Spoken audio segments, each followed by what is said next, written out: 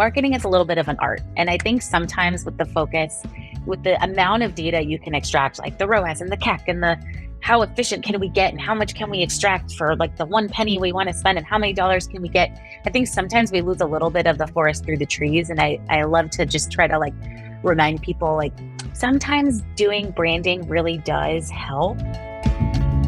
Hello, my dearest CPGers. This episode is an absolute goldmine with my friend Erin Fasano. One of the things that I love to do on this podcast is to highlight the kind of people that I've come across who I think can be game changers at brands. And I think that our listeners are really going to hear in this episode why Erin is that exact kind of person you should look out for. She has the big CPG skill set, but she isn't a lofty Pinterest mood boarder. She's honed her big-time skills in the emerging brand world and is an action-oriented marketer. She is in the trenches with the sales and operations teams. And for that reason, she's really the best kind of person to explain to all of us, what does a CMO actually do or what should they do, as well as giving great marketing tips for early brands. I hope you get as much out of this as I did. Enjoy. Welcome to the Startup CPG Podcast. Today, I am thrilled to have Erin Fasano, my friend, a seasoned marketer with over 20 years of experience and a decade in CPG. So from her early days in marketing, rising through the ranks, including 7 years in marketing at Dole Foods, a classic CPG, up to starting her own brand and being CMO or Chief Marketing Officer at Core Foods, she has been at the forefront of driving innovation and growth in the emerging CPG world. One of her greatest joys professionally, I know, is helping small brands flourish, particularly at retail giants like Whole Foods and Target. She is a SKU mentor, and I'm also really proud to say that Erin for a long time was part of our Startup CPG team. She was a managing editor, helping a lot of early brands get editorial coverage. Today, I am so excited to delve into a legitimate question that I still have, which is, what is a CMO? I've worked with some of the best marketers out there who are great, have awesome insight, judgment, instincts, and impact on the business, but I still could never really tell you exactly what they do every day. So I am super excited to have Erin here so Erin can explain it all. Welcome, Erin. Thank you so much. I'm excited to be here. All right. So let's get right into it. I love your career path. If somebody came to me and said, I want to be a CMO for a cool emerging brand, I would say, all right, here is the lab you can go to build your experience to get it. You need to go to a great school, get good education, then go into probably a classic CPG house in marketing where you're going to get some of that awesome training and then get into the early brand world and figure out how to adapt your skills and, start crushing it there. And then you can successfully then work your way up to becoming the CMO and be really impactful in your role. So it kind of seems like you did that, but can you just take us through the full journey, please? I'm dying to hear it. Sure. I actually think it started when I was a kid. My 7th grade science fair project was a study of media. And I studied ads that ran during Oprah, the NFL, and Nickelodeon to prove that media targeting exists. And of course, won first place. So I really got Too bad bit by the bug you early. could have been the next Google. If only. But I got bit by the bug early and I got into ad agencies right out of college and spent about the first 7 years of my career doing that, working on all kinds of industries. Like I worked for McDonald's and Lexus and some hotel resorts in Las Vegas, and really got to learn the tactics of marketing. I got great exposure to digital media when it was really emerging. I think we were on Facebook with Mandalay Bay Resort and Casino like in 2012 or something. So it was really fun, like kind of learning and building as you go. But what I never really got was that closed loop on what's our marketing actually doing to the overall business? How are we really participating in the growth of the organization? And so that's why I went back and got my master's. Actually got it in finance because I knew I couldn't read a P&L or understand a cash flow statement. And so with that new fluency and the experience in marketing from my work life is when I went to Dole. So I was an entry-level marketer there, an ABM, and I had probably the best mentor I could have had. He really took me under his wing, Stan. He taught me how to pull data out of IRI. He taught me how to run, when it's time to do consumer testing. He taught me what a coupon was and what offer values work and what don't work and what's for trial driving and what's for basket building. But he also taught me how to operate with the rest of the organization. It was at Dole that I really learned you got to make best friends with sales. You got to make best friends with ops. You got to make best friends with the R&D people, because at the end of the day, the marketer is the voice of the consumer inside the organization. And so my job was really like to defend her and be her voice everywhere.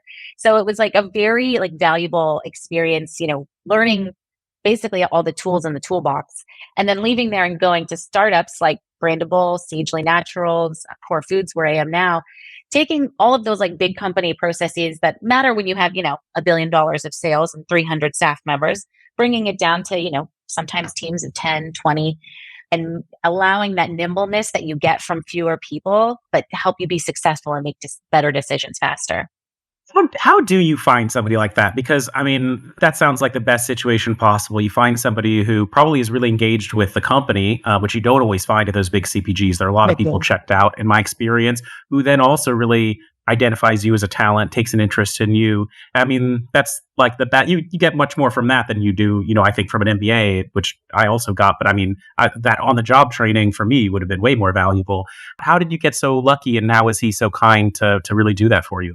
I think I just honestly got lucky, to your point. That was the team that was hiring at the time. Dole is actually a lot smaller than people realize. Our biggest marketing budget was actually the team I joined, but it was 25 million the year I joined, which is still kind of small for a brand you might think is very large.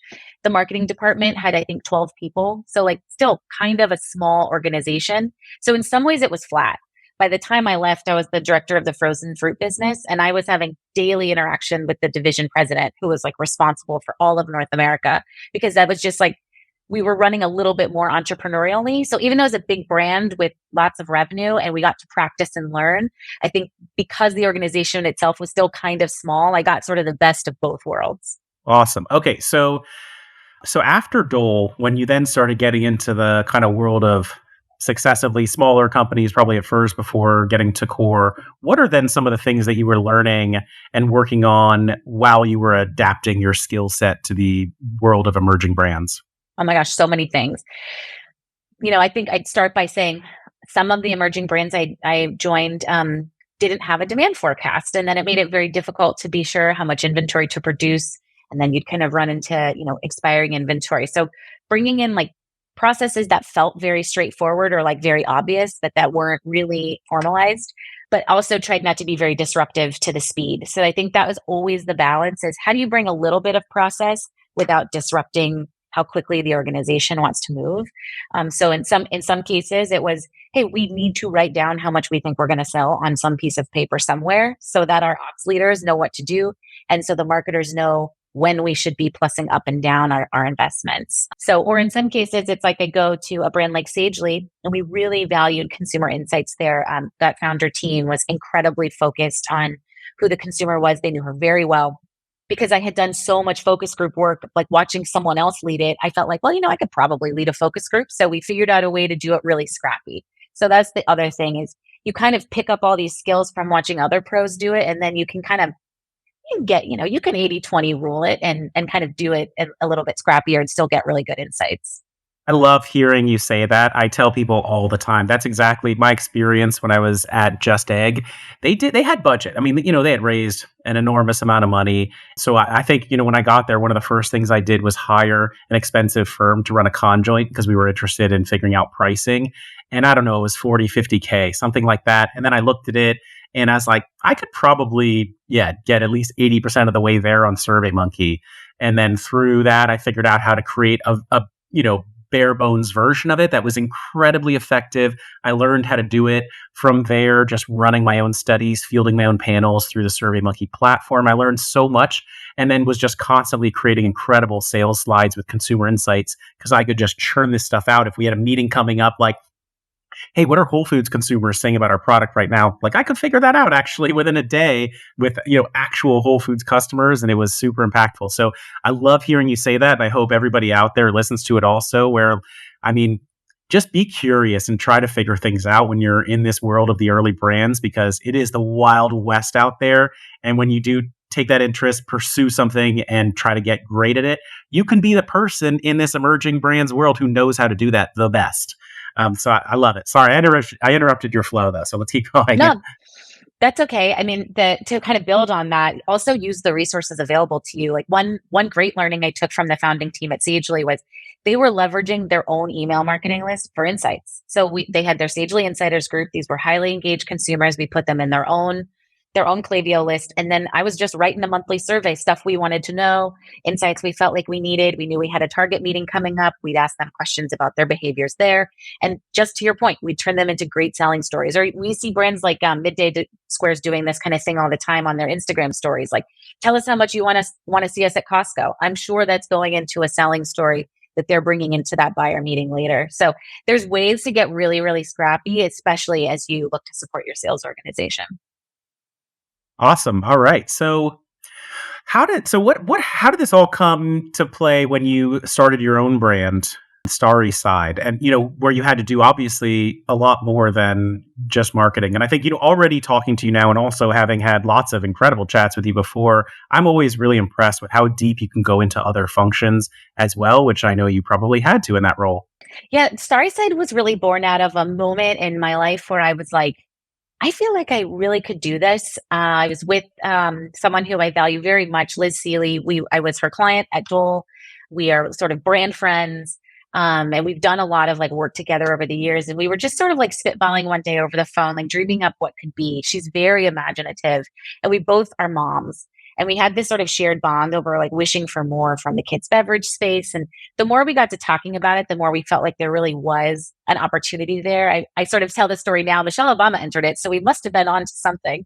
But what we really learned from that experience, or what I really learned from that experience, is that choosing a partner who has the same, I think, end-term vision as what you wanted, as what your goal is, really matters. And Liz and I didn't really take enough time at the beginning to align on how we wanted to grow the business. So we were a great team at building the brand. I really wanted to lead the ops and finance functions because I don't do that in my day-to-day life. So I found the co-man and worked with him to, build the product out. And she really led a lot of the branding efforts, which is her bread and butter. And it really felt like we were like going in the right direction. But as you know, sometimes things don't always go the way you want them to. But it was still a great learning experience. And I really value the opportunity to be the one dealing with the co-man, because now in my day-to-day life, I know what my ops lead is going through. When she tells me she's trying to get something done or she's waiting for an answer, I can so much more relate to it now than before. I love that. And again, from my time at Just Egg, I volunteered to be a product manager for about 6 months on the Just Mayo brand. And that was so enlightening to me, of just figuring out all of the different competencies that exist on the team that are required to work well with a co-man, the challenges of hearing back from them and how to massage the relationship. And it gave me so much insight for then when I was the CEO of Machu Picchu starting up, and then just figuring out like basically how to get that thing to market and how to be creative and really focus on the relationship with the co-man, and like never just try to hammer them on things, because like whatever you're dealing with, you're going to have worse stuff to deal with them later. So you need to sort of like save some of those cards for later. And ultimately they do really want to help you, and things are going to go wrong. It's always going to happen. That's really awesome to hear. And then with we all know beverage is hard. I wish that there were better options out there for kids, especially, I think, because parents, I think, don't know what beverages to choose for their kids, and left to their own devices, they're probably just like, all right, have a Monster, which the kids, like not just like, toddlers, but like older kids even, it would be great to have some better options for them. So going back though, if you were starting over with Starry Side, if you had another crack at it, is there one or two things you really would have done differently? There's one big thing I would have done differently. I really felt like, so the product we made was basically a flavored water in a can. The vision was an option that's better than a juice box, but still interesting to kids. We put it in a can because they all want soda, but mom doesn't want to give soda. So that was the idea. We fortified it with vitamins. And in retrospect, I think we could have built a stronger product platform. So like it probably needed some level of functionality beyond vitamins. There are plenty of options for a mom to get vitamins into her child. And I just think we didn't push ourselves hard enough on like the product offering itself. Of course we did our research. We did our quant surveys. We put it in the mommy Facebook groups. Like we got input that led us to where we ended up. But I think in retrospect and knowing where the market ended up now, 2 years later, I think that we probably missed an opportunity to push a little bit harder there. But yeah. I wonder if there are any tablets that are focused on kids' drinks. I have really recently started drinking more tablets that add in electrolytes and vitamins, and it's so convenient. I don't have to lug a bunch of cans, and I don't feel as wasteful. Also, just dropping a little tablet into the water from home. I wonder. I'd be really interested to see somebody nail that one, where it's still like fun and flavorful, and kids enjoy it, but it feels like a treat. Kids are always asking for stuff, so hopefully it could be something that they would ask for. Yeah, and imagine the partnership with the Stanley Tumbler of tomorrow. Like, I mean, you can blow it out. I've never seen anybody so happy as at Christmas when I gave my niece a Stanley tumbler from a Taylor Swift tour. Like somehow on eBay, I found one that was like from the actual tour and gave it to Oh her, my gosh. and it was craziness. So I so cemented my status as the Funkle, the fun uncle, with that one. I'll be waiting for mine from you for Valentine's Day. All right, perfect. Okay, so getting back to it then. So take me into then getting to Core. Core, I think, was your first official CMO role. Is that right? That's correct. Yeah. So Okay. when the core team hired me, I was actually brought on really to focus on innovation. Their formulator, who's an external like R&D food scientist, genius, frankly. He also did my Star Water, and we worked together at Dole. So I knew him through sort of the grapevine of being around, just like everybody knows everybody in our industry. So it was a great opportunity for me to like kind of come in and get to do the kind of the fun stuff, the product development. But really quickly, I mean, I'm talking like 3 months in, I realized, oh, no one's really like that focused on trying to grow the D2C business. So there's not really like a focus on Amazon. Oh, we don't really have an email, like a tight email program. And so I kind of just more and more as I saw there was not enough people, it's a startup, like there's not enough time in the day to do everything. I just kind of took on more and more and more in the marketing function. And, after a year, they promoted me. And I think because I had just sort of demonstrated, like, I'm going to do whatever it takes. I want to grow this business. And I think a lot of that was a strong partnership with sales as well. I learned pretty early on that sales and marketing are going to be like love, hate. And I really feel strongly like you can't hear the full voice of the consumer without hearing the retailer's voice too, because the retailer knows her guest. So I have to hear the retailer's guest as well as like the consumer talking to me. And you really do have to be able to listen to both. And sometimes there'll be a conflict and they won't always align perfectly, but there's always a way through that. So it was really fun actually having the opportunity to sort of be in the lead role. I'd been on the leadership team in my sort of initial role at Core, but really taking the reins and like building a marketing plan for this brand that had never really like written down a marketing plan for a full year, in sort of a fleshed out way. We all work everywhere. So I had the whole company to my home and we like presented it in my living room. And it was like, again, like, hey, we're going to get scrappy, but I think it matters that we all get together and really try to like, I wanted to really build that like that sense of brand pride with the team. So, it's been a fun adventure and sort of trying to take the brand to that next level. So, what is a full year marketing plan? I remember when I was at Machu Picchu, we knew we needed to do that, and we were like, okay, what format is that? Is that a slide or what? Like, kind of like a calendar timeline type slide with a bunch of different swim lanes on it, or what is it, and how did you know how to do it? And remembering a lot of the people listening right now are probably really early founders who they would like to try to hack that on their own. So let's give them some tips. Totally. Well, I'm a marketer, so I speak in slides. So my brain goes to, the 90-page presentation, but it's my job to get that down to 2 slides that any salesperson can walk into a retailer meeting with. So I generally think about like the 2 key pieces of information is yes, marketing calendar. This is I plan on an annual calendar. You plan on whatever calendar you want, but I always start there with all the tactics. And actually, I really start with sales input first. So before I really do anything from any marketing layering, because the salespeople have to plan so far in advance, their plans for the next year are usually done by like June or July. So they kind of know what they're going to be doing. So I like to lay those on a calendar first and see where are my big windows of like, where there's a lots of common promotion. Okay, everyone's running promos in January, everyone's in April, whatever it is. And then I sort of think about marketing in concentric circles, right? So then it's like, all right, we have our trade plan done. Then I'm thinking, I'm going to set D2C aside for just a second and think more about retail. So then what shopper marketing programs can I implement that supports these key strategic retailers, but that doesn't step on my trade programming? So some retailers, you're not going to want to also run a coupon program while you're on a, while you're on a discount.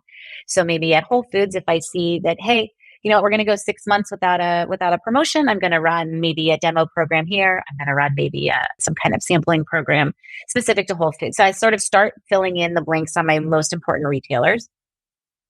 And then I sort of take a side step to D2C. I like to make sure that the D2C programming kind of lines up with the trade programming. So again, if we're all doing New Year, New You, then we probably need a program for D2C that supports that, and try to start layering in like how the D2C and Amazon like discounting and programs are all going to work, because it sort of all works better when everyone's saying the same thing all the time.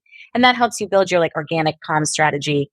If everyone, again, is all going to be on the same type of deal, then you can be talking about that in social. Your influencers or your affiliates can also be talking about that. And then you sort of build out from there and out from there. So sort of depending on how the size of your business and how much you want to spend. I know one question I get all the time is, how do I know how much money I'm supposed to spend on marketing? And it's not an easy question to answer, because it really is different depending on the stage of the business, your objectives as it relates to profitability and growth. But the sort of, I would say, traditional rule of thumb, if you're at a big CPG, which none of us are, but at a big CPG, they're going to say like a rule of thumb is 20%. But that's not for a startup. If 20% of your, let's say, you're making maybe, let's say you're doing $200,000 in a year, that's not really going to be enough to buy you enough programming. So I'd say my suggestion to most small CPGs is identify the most strategic, important retail channels. Make sure you blow those out, whether it's a retailer or D2C or some combination of both, and then own the things that you don't have to pay for and do them excellently. So have a strong plan for email, have a strong plan for your social content, and like make sure that those things that you don't have to pay for are really working hard, including like, forming relationships with trade press. I know you've got a lot of great relationships there. You've done a great job bringing a lot of those people to the community and using your LinkedIn, because those are going to be the ways that you start getting the buzz and you start, just start building, and then you can build enough revenue to justify more spend. And it's sort of a cycle. So, well, a couple of things that I want to comment on. The first is, I bet, because I knew you'll say yes to this, although I'm going to put you on the spot. Do you have some kind of a template for a marketing plan that you would be willing to link in the show notes and share with the community? Absolutely. Awesome. Okay, that'll be really helpful for people to see, because it is visual, what marketers do, just visually, what does it look like, and then kind of work backwards to get the info to fill it in. So check the show notes for that. And then secondly, pretty interesting to hear you talk about starting from some of the activities, like sales activities. And I am a sales guy, so that makes me really happy. Like, all right, I've got Erin on my team. She's going to support me with his retailers. That one of the things that like I just don't understand as well is, how do you build a brand for the long term, right? So someone might say like, that's great, you're lining up your budget. Probably these days more important than ever to be really efficient with it and make sure that it's driving revenue. But where's the part of the budget, if any, that should go towards, building a long-term brand and, that will live in people's hearts, kind of outside of the specific sales driving activities? Yeah. That, for some small brands, that's really going to come from, again, those like owned places, like your website content, like, even your homepage can make you feel like you're a member of the brand. All of your email marketing comms, even if it's a promotion, it should still obviously be your brand voice, look like your brand. If you're a founder-driven brand and your founder's like the face of the brand, they're going to be doing like hopefully they'd be doing a lot of thought leadership. So really it's about those things that you can afford to do, making sure that they're always building the brand. I think about a brand like a promise. This is something I learned from the brand strategist who I sort of admired in my time at RPA. His name is David Byrne. And he always articulated like the promise that you want the brand to deliver, and so in some cases, and I think a lot of us, it's the product promise. We are always going to give you like this healthy, nutritious thing. But if you can imagine what that like higher order wish is, like for Starry side, obviously we wanted a better for you drink that was better than juice, but we were actually really trying to inspire kids to be more creative, because what we found through some research is that kids who are better hydrated tend to be more creative. They have like some like scientific evidence to back that up. So we were really trying to build this tie on like, take a walk on the star, like this, the sunny side is optimistic, but the starry side is the creative side. And everything we did was about trying to push through this concept of kids and creativity and how, we don't want to color inside the box. We don't want to stay inside the lines. We wanted everything to feel very like creative and freeing. And so those are the places where you'll want to like take inspiration to think beyond like what's on the box and those product points of difference, Yeah. but how you talk about your brand. That's really it's cool to hear. So the way you're talking about it, what I'm hearing is, you would prioritize spending the budget on things that are really going to move the needle and speak to retailers and, reach consumers where they need to be and drive sales at accounts. And the priority ones are the ones that matter the most. Like if you're in Whole Foods and Target, not getting it right there, you're going to have a whole world of problems. So, and then I also like that you mentioned almost like some of the B2B marketing, like LinkedIn. Probably anybody who knows me, or if I'm connected with you on LinkedIn, you see me marketing to you probably on LinkedIn. And I'm always on there just with, I think my personal brand that is who I am, which is very, positive energy. And I love supporting other people and then just sharing really exciting stuff that I'm working on, and celebrating wins with the community. It was incredibly effective for me running a beverage brand. And even, I had our design team just working on assets for me that I would actually only really be sharing on LinkedIn because we didn't have a lot of followers at the time. And still, it was just incredibly effective, like, great graphics and researching the retailers and how to talk to them and, spending a lot of time on those posts. I actually was finding a lot of retailers like, hey, yeah, no, I've seen you on LinkedIn. So, I saw that data slide that you posted on there. I guess I need to talk to you if you're such a hot brand. And that, what a great way to start a conversation, right? Rather than just blind pitching someone who's never heard of you. And so I found all of that marketing really helpful as well, even though it wasn't necessarily directly to consumers. Maybe some of the people bought our product, but just as a way to get on shelf, which then gets you a lot of impressions to consumers. And then there's also, go ahead. I'm just going to build on that. There's a whole basket of people who you're probably engaging with, like through your broker network or your merchandisers, your brand ambassadors. I see all the time in the Startup CPG Slack, people talking about engaging with them. If you can find ways to really inspire those people to understand your brand message quickly, those people become an army for you. They're at the shelf. It drives my husband crazy. I was actually commenting today on Lauren Oakley, the founder of, I've forgotten the name of her brand, but it's Catalina Crunch. She said something about how her husband went to a store and took a picture of a shelf set for her. I'm constantly doing that, but also I'm talking to the people who are shopping the set. So what are you looking for?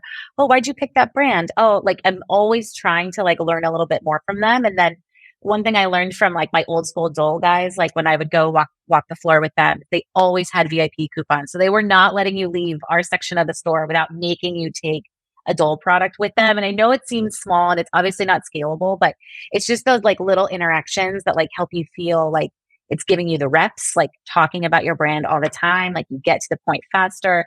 It's just a great, little way, I think, to enable, if you're going to have people in the stores, you might as well have them, working for I you. like hearing that. And, they're basically you can be there at your booth at Expo with all of the passion in the world, which is great. But what's even better is just anybody from the community who knows the buyer before they come over saying, oh, that's a good product. It's a good brand. You're pretty much, if someone does that who they trust, oh, you're in a good place. So I really like thinking about it that way. And then, one question that I had when I've started out before is hey, how much do we need to worry about Instagram followers? Because, oh my gosh, it is so much effort and expense to actually try to grow that channel. If you're, trying to impress retailers with the presence or just trying to have an impact with content that you're creating, right? Otherwise, you're just hitting golf balls out into the ether, very beautiful branded golf balls if nobody is there on the receiving end, right? And you can, I don't know, some people would consider their Instagram almost like a website, but then you also have to have your website, and both of those things are very expensive. So how do you view the importance of social channels, I would say, in the early days for a brand? I actually think it's pretty important because I think, it's going to be small. I think for Starry Side, we only got ourselves up to maybe 400 or 500 followers, but it gives you, again, it kind of gives you those reps. You're learning what to say, you're honing your messaging. I was feeling a little bit shy for our brand to actually be on the other side of the camera, maybe going back to what would I do differently. I should have been more willing to put myself out there to tell our story from my perspective. I think it would have been more impactful. It would have been more authentic. And I think that's my big learning from the midday team is that like authenticity works. But you also kind of have to like do a lot of stuff to see what's going to work well. I mean, this is going to sound silly, but I run my kids' school's social media account. And, we've kind of learned over lots of reps. I mean, I'm putting out content every single day to promote their little like school here in LA. And I'm like, okay, I feel like we've kind of got the hang of what this thing is. And we're really starting to feel the traction growing in our little like pocket of the world here. So, it is hard, but I also find that most CPG founders, I don't want to say all, but most, they started the brand out of a passion. Like, I'm allergic to gluten, so I need to make bread. Or I feel pain, so I'm going to leverage CBD into a product that will help me. And so they tend to kind of already have that like consumer insight built in because it's them. And so they can be that voice. And I really do feel like it's a lot of work, but I think if you're able to make time for it, because I think it will and eventually pay dividends. But I wouldn't worry about vanity metrics like how many followers you have. Like, you have how many you have. Have you been growing them? Have they been falling? That may be more useful information than just how many you have. Yeah, I like it. And I mean, I just always felt like, oh, like, okay, just some picture of your product. Like, who's going to engage with that? I don't follow brands on Instagram. Like, I don't care if they post a picture of their product, but like, oh, okay, maybe you put someone interesting in that and they're talking about it. Maybe you see them trying the product and their reaction to it. Or, it's like Liquid Death style where it's very entertaining and creative, or like really, I think you have to give people a reason, probably until you're at the size of like, Poppy or something where you can just throw a can on there and everyone loves it so much at this point that they're just going to hit like and grow, grow your brand. That's, yeah, pretty interesting to hear about. So thank you. So let's say if you are just an early person starting out, what would you say, hey, like make sure you're at least doing this if you're like a, 1-2 person team on the marketing front. And, as you grow, when do you think they should be thinking about bringing on a dedicated marketer? I always ask people to make sure they revisit their package. When you start D2C and you've built this like great, beautiful package that works really well for selling online, just like double check that it's going to work on the shelf. Sometimes, for example, maybe you're in the frozen set and you're behind a door and you don't have that like physical barrier on a web page, or maybe your packaging is a beautiful light yellow and it's just not going to pop with the contrasting white that you pick. So I always like early on ask people to make sure that before they get too far along as they move into brick and mortar, to gut check that the packaging that they've designed that's been working so well online still works at retail. And if I can add on to that, I would say find people who you trust and say, please don't just tell me that you like this. What do you actually think about it? If you give people that permission, they will tell you. And, me, just because I do meet a lot of brands, I'm trying to get better about saying like, hey, okay, yeah, I'll give you feedback. Do you want me to say that I like it, or do you want to hear my opinion? And sometimes, honestly, I will crap all over it. I'm like, look, this is a sleeve and it's terrible. Like, this looks like you made it at home. It's awful. You need to, run, not walk, and go back and get a better sleeve provider. And why does your UPC look all skewed? Like, it just looks like a really low quality drink. And if I drink it, it's going to taste worse because it looks low quality. And like, probably the person turns around and is pissed off at me for saying it.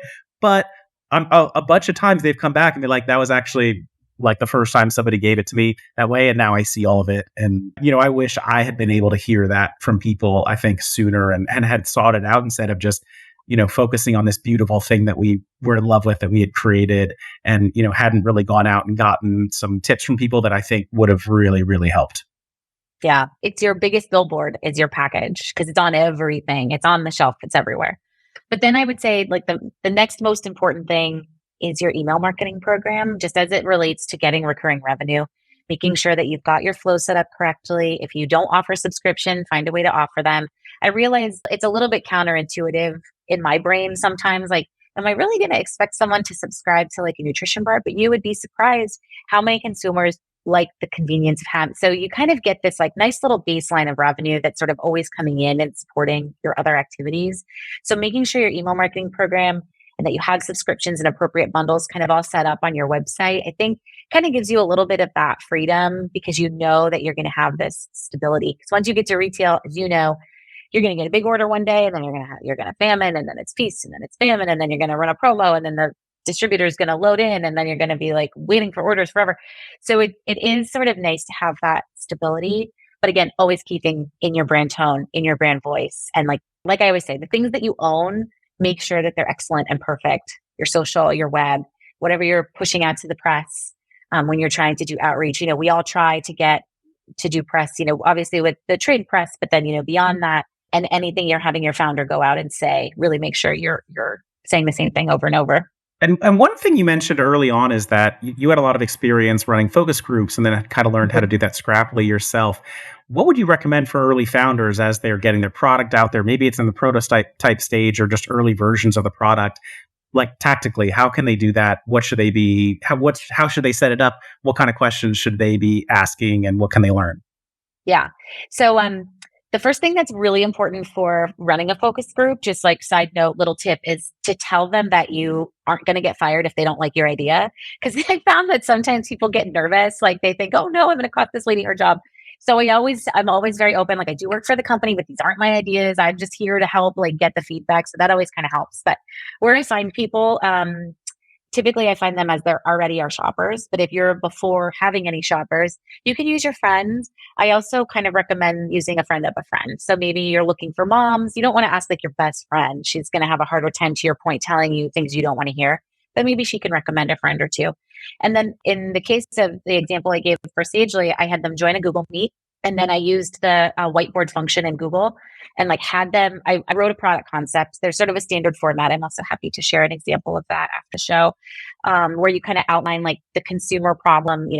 I'm hungry in the middle of the day. The brand solution, core nutrition bars will keep you full because we have a lot of fiber. And then like a blurb about what the product, what the offering is, the reasons to believe, the price, where you find it, et cetera. There's like a standard little format. And I had these people just like mark it up, like circle the things you like, you don't like. And for Sagely, it was really important because we were really trying to find like our next function to address. So we addressed sleep, we addressed pain, and we addressed anxiety. And so we were looking for like, what's the next like line of products? So I had the concepts were very different. Some were, daily wellness. We had some sexual health ideas. And so it really helped us prioritize them. So after I had the consumers kind of mark them up, I had them rank them. And then it was kind of like they had sort of an open discussion with each other, even like debating. And it was really interesting to hear, how they talk to each other about the product as well. So, I always say you got to take consumer input with a grain of salt, particularly when it's around pricing. Everyone's always going to tell you they want it cheaper. So just know that. As long as you're competitive with the other brands in the category on the shelf that you're playing with, whether it's virtual shelf or a real shelf, that's where you're going to want to be. So don't be discouraged if they want it cheaper, because I always say that. But yeah, there's certainly ways to try to find people who are willing to mark up a piece of paper. You could do the same thing with the package design. Circle the thing you like the most, circle the thing that makes you want to try it, cross out the thing that looks the worst to you, like things like that. Consumers like to write on the paper. It makes it easier for them than having to tell you what they like and don't like. It's really interesting to hear you talk about it that way. And it makes me think like, one thing I don't believe in is innovation by committee, like just getting so many different perspectives out there. You will get lost, right? But also still needing to be open to hear things that are different from the vision that your team already has. So, definitely seems like a balance. But I think there are also different things you can do. Like once you've spent all the time doing this, just like show it to somebody for 1 second and see what they think it is, right? And like out of context, or then maybe show it to somebody on a shelf, and then you'll just hear things you've never expected, like, what is this even? Is this like a cookie? And you're like, no, it's a cracker. Like, oh, okay. And you might learn something really important from that. I think when you're a bigger brand, you get away with it more because people understand what it is already. But early days, I mean, I really believe simpler is better, and really like not trying to NASCAR your product out there and put every little thing that you love about it, which is really hard because you've spent time building it so thoughtfully and choosing every single ingredient that's better for people. But at the end of the day, yeah, what are really the top, maybe not even 3, the top 1 or 2 reasons why someone would pick this up? Okay, make that obvious to them, and let's just go after that, at least in the early days. And probably also leads you to have to fix less things on your packaging later on, as we all always do have to. Everybody just know that you are going to have to change your packaging frequently as you fix Yes. things. So after you do that work, and then you need to go and socialize results with your team, what's it been like for you? Sometimes you have a tough time convincing people that things need to change. Maybe you have a CEO or who's a founder who actually created the packaging, and you're telling them like, man, we really need to change this thing. What's that been like for you? What kind of tools and tricks have you used to use your influence subtly but effectively? Yeah. Um, when I have to deliver bad news, it kind of depends on like how bad the news is, like and exactly what we're communicating. But a lot of times I'll kind of look to the other members of the leadership team and try to at least find one alignment or, consult with another member of the leadership team so that, perhaps when we're having the conversation, that other person is able to support my position, or, like chime in a productive way. When I'm receiving feedback from the CEO or founder, maybe on something he's unhappy with, for example, I really do my best to let them talk. What I find often is if I can just not say anything, and not because I want to be silent, but I really want to hear what the actual issue is. Are we frustrated that revenue is down and this mistake that I made maybe, you know, exasperated some like P&L related issue? Are we feeling like we're not all saying the same thing on the brand? And I really try to give them this space to express whatever it is the challenge. And then I really do try to take a beat, thanks for that feedback. Let's get back on the phone tomorrow. Like, let me ponder. When I'm bringing bad feedback forward or a challenge forward, I really don't do that until I have a plan. Unless it's really, really, really bad news. Let's say we find out we don't get accepted into some customer line review that mattered to us. It's like, okay, so get together with the sales leader. It's first, we're going to follow up with the buyer. This is what we said to the buyer. This is what we're asking the buyer. Like, we're trying to understand why there was a no. If we can find that out, then it's, hey, we didn't get into, let's just say Whole Foods, for example. We reached out to the buyer and the buyer's feedback was X and Y. Sometimes it's very helpful to have that retailer feedback when you have to deliver, particularly packaging or product news. Like, they just didn't really feel like it was innovative enough, like protein is a great measure, but right now everybody in this category is using adaptogens or whatever it is. Sometimes you can leverage outsiders to help carry some of that weight. And then, you kind of built up those few people to help you deliver news that's difficult, but it's never easy. And it does sort of take a little bit of finesse, but I think those are really good pieces of advice. And I imagine that you do this already, which is like when you are presenting the stuff they don't necessarily want to hear, making sure that there's data there, right? Not just like, well, like, wait, is it because you think that? No, here, here's the data that we're getting from people with the feedback. Then, so, okay, you can choose not to believe it, but this is database. And then that's music to my ears. You talking about like, I come with a plan to actually address it, not just like, hey, people don't like this. What are we going to do? Like, no, I'm a boss. Like, I'm coming here. I've got this. Like, we need to change this. Here's how we can do it. And we can add this to the packaging next time around. And it's going to look fine. And it's going to be this kind of font. And it actually could help us this way. Like, that's a dream for anybody to have somebody like that on their team. And again, I really just have to mention, I'm so impressed how, you're a marketer, but you're really focused on the sales wins. And I know we did a Kroger presentation together where we shared with the community a few episodes back about all the options that you can pick on Kroger. And I was really blown away how much you actually understand, not just about the marketing options, but about the go-to-market options with Kroger and the kind of distribution things you need to consider and so much about their chain. I have to say, I think that's really uncommon for a marketer to actually understand that much. And I think probably makes you extremely effective at the job. So just good for you on that. thanks, Daniel. I appreciate that. Yes, of course. So, okay, next question. Let's say you're starting a brand and number one objective for you now is I need to drive velocity at retail. What are you going to do? Tell me the top ways to do it. Because honestly, isn't that what it's for a lot of us, given how expensive D2C is right now? Isn't that the name of the game? And what's the secret? Give us the number one secret sauce. The number one secret sauce is do what the retailer offers. So most of the retailers offer programs. Kroger's a great example of one, but they know their guest. And so leverage what they already know, and the programs that they build that you can buy from them are going to be effective ways to drive velocity. They're also, in many cases, going to help the retailer's bottom line. And in some cases, the buyers are actually measured on that. So, they have a measure called vendor income, for example, at Target. And the buyers have to bring in a certain amount of vendor income from buying programs like demos or buying their Criteo paid search programming. So you're kind of doing a double service, right? You're keeping your buyer happy because you're keeping her vendor income bucket full. And you also know that these are tried and true tools that other brands are using and that you can really see your velocities change. When you start to get more national distribution, you can add in other types of programming. There's lots of trial driving options. I really actually like to execute brand partnerships. At Kroger, we did a really fun one with Mush. We were brand friends and neighbors. We sat next to each other on the shelf, but we targeted different people, and we could, because Kroger's data is so robust about households, we could really see the cross penetration. And we did a whole combined coupon slash social slash D2C, like big program together that our buyer happened to stumble upon, which was so great. So I think there's a whole bunch of different ways. Again, once you get a little bit more than just the regional retailers, where you're going to have to really be limited to what you can do in your regional market. And that's another sort of little piece of advice. If you can grow in one regional area and kind of like win in your backyard, that's how Clara puts it from Unite Food. She really wants to win in the LA area, win in our backyard. And you can then do a little bit more if you're concentrated enough in your distribution. Actually ran a test for core in the LA area. We were in both Ralph's and Vaughn's. And I felt like, that covers almost the entire market. Plus, we were a sponsor of Mammoth and Big Bear. And so it was during January of last year. And so it built a whole 360 program that really ran from the top to the bottom of the funnel. So at the top of the funnel, I have out-of-home billboards like good things happen in the cold, which of course Core is a refrigerated bar. And that was kind of my tie back to the retailer. I got Ralph's and Vaughn's approval to use their logos on our out-of-home boards.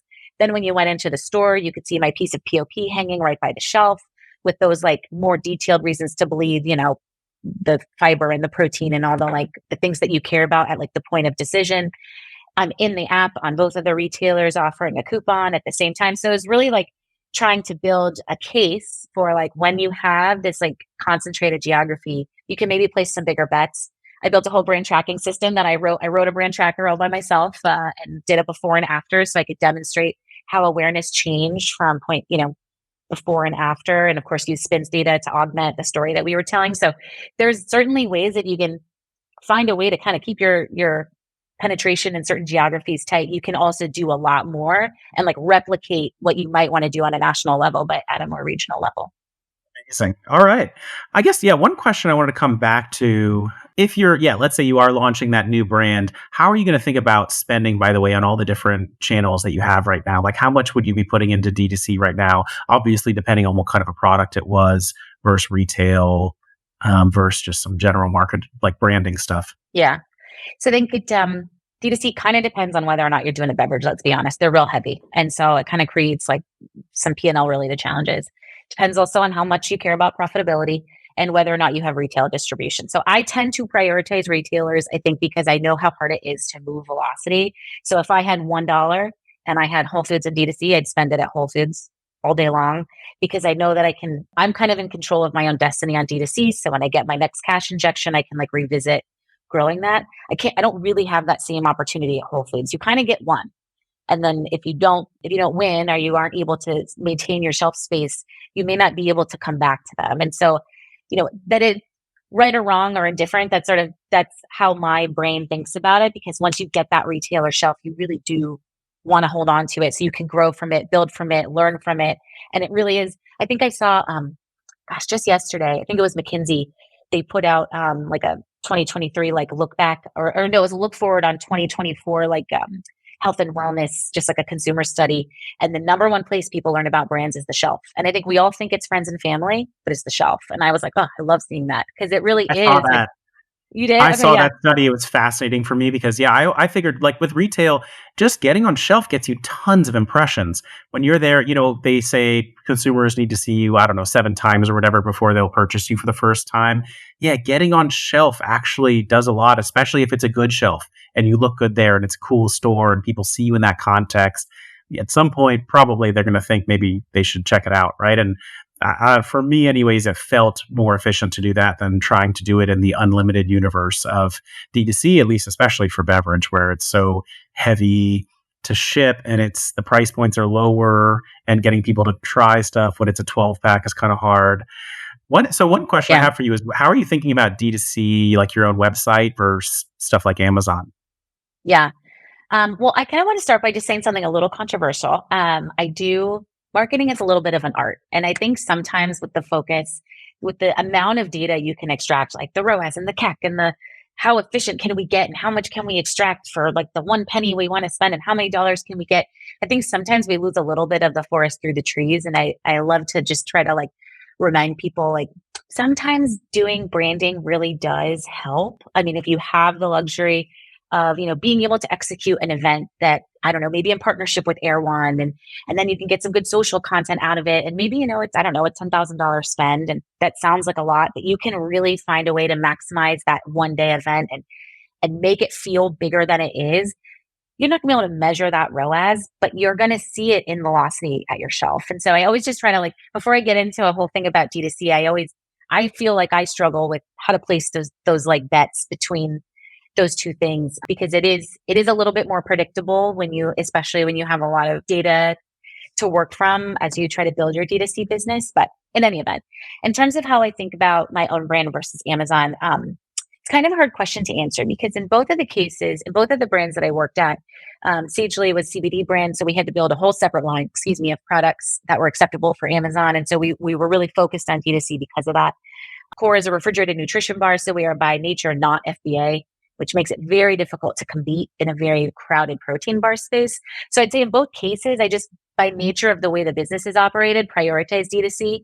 But I also think, strategically, there are reasons why that makes sense. You obviously own the consumer. You can talk to her again. You can retarget her. You can move her up to other products. It's easier to introduce new things. But of course, Amazon does often bring scale, particularly if you can find a niche where there's maybe less competition. Protein bars is not a space where there is less competition. But so I think it sort of depends a little bit on your product and your price point and what else is available on Amazon. It's funny when people say things like, "Oh, that's a competitive category." I always say, "Well, every category is competitive. If you think there's one that isn't, like, let's do a business together. Let's go." But I would still also say, like, okay, what are the most competitive ones? I would say, yeah, protein bars, granola, maybe, just because I feel like these are things that like people make at home, and then they're like, well, I should launch this business, and they do. And there isn't a huge tech barrier to launching something like that. So then, you do see a lot of competition in the market. Yeah. But that's great to hear. So, Erin, there are so many other questions I would love to ask you, but we are coming up to the end here. So I am going to cut us off, but I would really love to ask you, because anybody listening to the last hour knows you just dropped a ton of info and we're just scratching the surface. Is there anything that you can leave people with, for like, any ways that people can follow you or connect with you, or things that you're interested in? Just ways for people to just generally get more Erin Fasano in their lives. Oh my gosh, I would love more Erin Fasano in everyone's life. You can obviously find me on the Startup CPG Slack. I really make an effort to be there and answer questions that I know the answers to. Try not to weigh in when I don't know. You can find me on LinkedIn. And, I really just love trying to help founders of brands who really are trying to change the world for whatever their like niche is, and just do the best I can to like, hey, I have the Whole Foods reset schedule. Here you go. Or you need help writing a marketing plan to launch you into Walmart? Sure. Like, let's have a conversation. So I'm here as a resource for anyone who has questions, who wants help, who wants to hang out and have a great time at Expo. I'll be with you guys for a little while in your booth too. So, yeah. All right. Erin, by the way, are you able to work with other brands? I feel like everybody listening to this is going to clamor to reach out to you. Is that something that you have space for? Yeah, absolutely. I have a lot of brands that I'd love to help in my free time. So I'd love to help anyone who needs a consultant for a quick conversation or a longer project. I'm here to talk about that. Great. And the best way then is to hit you on LinkedIn, or do you want to drop your email or anything? Yeah, my email is my name, Erin, with the letter M like Mary, Fasano @gmail.com. All right, great. Erin, thank you so much for sharing this wealth of experience and insights with us. Thank you again for all of the help that you've given to the Startup CPG team and the community at large, especially answering a lot of those really difficult to answer questions in the marketing channel, which we super appreciate. So thank you again for just joining us on this podcast. I think it would be really hard to measure how much impact this is going to have for all the people that are going to hear this. And please, again, check the show notes for some of the cool resources that we got Erin to commit to sharing with us on this podcast. So, Erin, my friend, thank you again very much. And I can't wait to see you at Expo. Thank you, Daniel. All right. Bye, everyone. All right, everybody. Thank you so much for listening. If you enjoyed the podcast today, it would really help us out if you can leave a 5-star review on Apple Podcasts or Spotify. I am Daniel Scharff. I'm the host and founder of Startup CPG. Please feel free to reach out or add me on LinkedIn. If you're a potential sponsor that would like to appear on the podcast, please email partnerships@startupcpg.com. And reminder to all of you out there, we would love to have you join the community. You can sign up at our website, startupcpg.com, to learn about our webinars, events, and Slack channel. If you enjoyed today's music, you can check out my band. It's the Super Fantastics on Spotify Music. On behalf of the entire Startup CPG team, thank you so much for listening and your support. See you next time.